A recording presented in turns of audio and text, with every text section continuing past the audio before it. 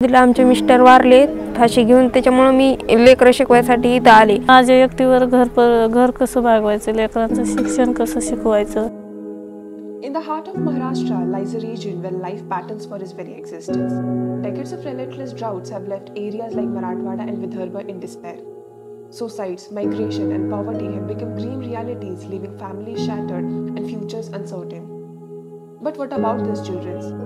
For them, even the simplest need, food, shelter, education, are distant dreams.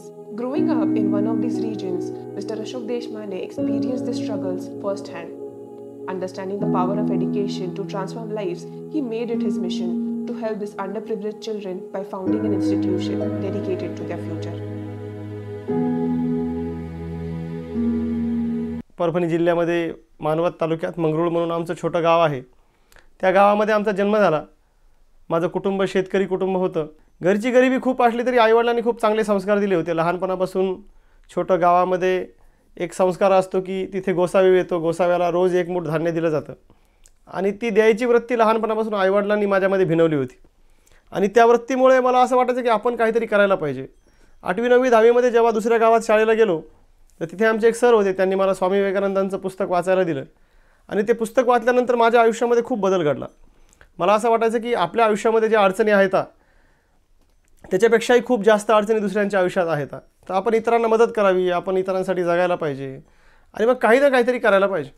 Masters करत असताना बाबा आमटेंचे विचार खूप प्रेरित करून गेले. बदल जर घडवायचा असेल तर तो आपल्याला स्वतःपासून घडवावा लागेल, स्वतःपासून आपल्याला सुरुवात करावी लागेल. आणि मग त्या विचाराला एकत्र करून मी नाही तर कोण आणि आज नाही तर कधी या मुलांना चांगलं शिक्षण मिळालं पाहिजे.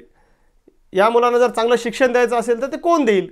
तर मग म्हटलं मी देईल. तिथून स्नेहवनचा जन्म झाला. की स्नेहवन म्हणजे काय, तर आपण कोणावरही उपकार करत नाही आहेत, आपण कोणालाही आधार सावली देत नाही आहेत, आपण फक्त समाजाला स्नेह देतोय, प्रेम देतोय, आपुलकी देतोय, जिव्हाळा देतोय. आणि त्या स्नेहाचं वन आपल्याला खुलवायचं फुलवायचं.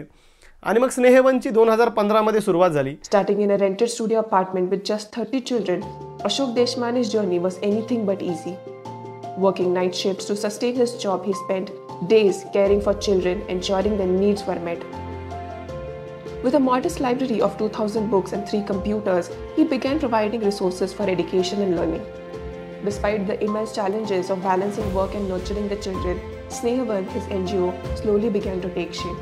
सुरुवातीच्या काळामध्ये आईवडील दोघेही सपोर्टला आले. त्यांनी सगळं मदत करायला सुरुवात केली.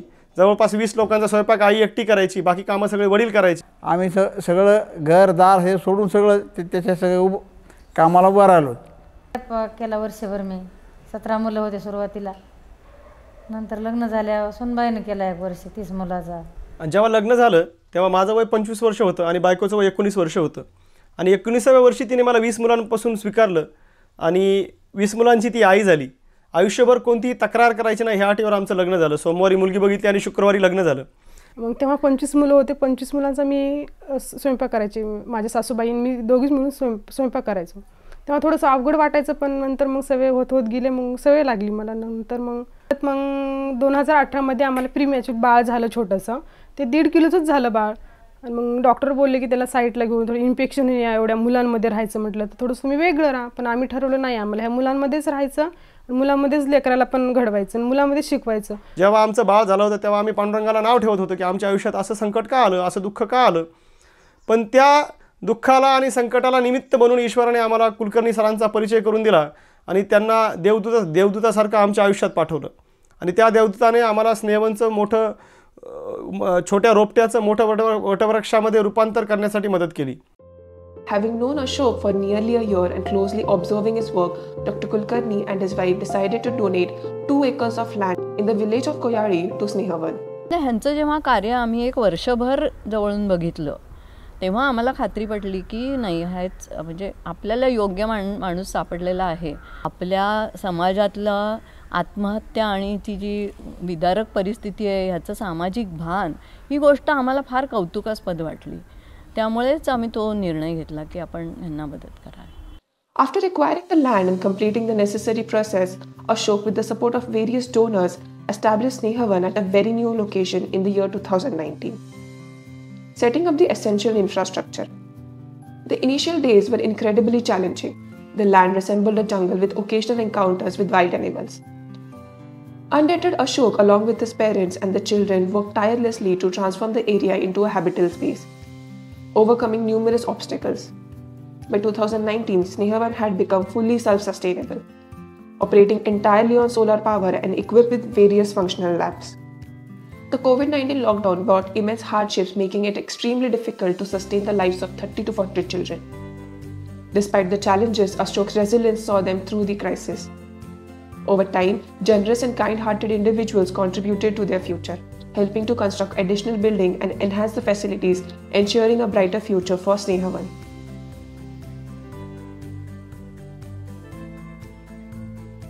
इथं आता सर्व क्लास असतात. मलखांबचा क्लास असतो, चेसचा, लाठीकाठी, मृदंगचा क्लास असतो, इंग्लिश कम्युनिकेशनचा क्लास असतो. क्लास झाल्यावर अभ्यास करतो. अभ्यास झाल्यावर जरा असं किचनमध्ये करू लागतो. Beyond fostering children and providing them with education, Snehavan has introduced a variety of labs and activities to ensure their holistic and skillful development. The campus features a library of over 5,000 books, offering children access to a wealth of knowledge. The facilities also include specialized lab for physics, chemistry, computers, and electrical work, enabling hands-on experience and practical implications of these subjects in everyday life. Additionally, sewing and agricultural equipment labs teach essential life skills, preparing the children for self-reliance and future opportunities. Furthermore, Haripat is a crucial element of their daily practice for instilling cultural and spiritual values in the children. Aside from this, farming and cattle rearing are significant aspects of farmers' life, and as a children from agricultural background, they practice both.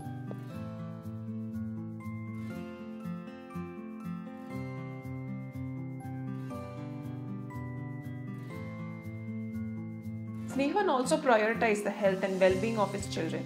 Weekly doctor visits ensure that each children's welfare is closely monitored. In addition to the healthcare, the children engage in physical activities like gymnastics and malkham, along with a variety of sports such as kho-kho, kabaddi and cricket, promoting fitness, discipline and teamwork. A balanced and nutritious meal is ensured for the well-being of the children. Older kids, along with Archana Madam and other staff members, actively participate in preparing meals, fostering a sense of responsibility and togetherness with the Snehavan family.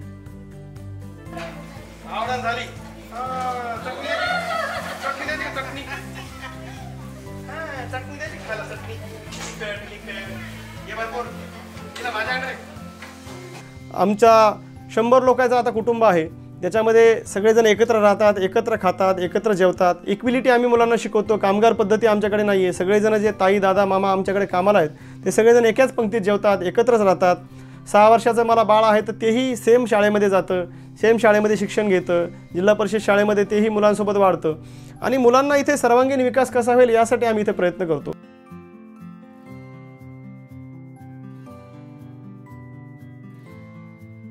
One of the most important things I've learned with these kids are how to be selfless.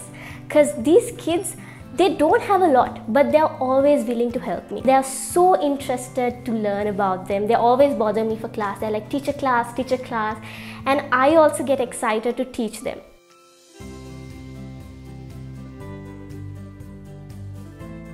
कधी 8 किलोमीटरवरती शाळा असते, त्यामुळे मुलांचं शिक्षण थांबतं. कधी गावामध्ये आर्थिक परिस्थिती खूप खराब असते, त्यामुळे मुलांचं शिक्षण थांबतं. त्यामुळे आम्हाला असं वाटतं की कोणत्याही गरीब मुलाचं, गरीब शेतकऱ्याचं, त्याच्या मुलाचं आर्थिक परिस्थितीमुळे शिक्षण थांबू नये आणि त्याला स्नेहवनसारखं हक्काचं घर मिळावं. भविष्यामध्ये असा आमचा प्रयत्न असेल आणि पुढच्या 5 वर्षामध्ये जवळपास 200 मुलांना मुख्य प्रवाहात आणण्याचं आमचं स्वप्न आहे. त्यासाठी समाजातल्या चांगल्या माणसांची सोबत असणं गरजेचे आहे. धन्यवाद.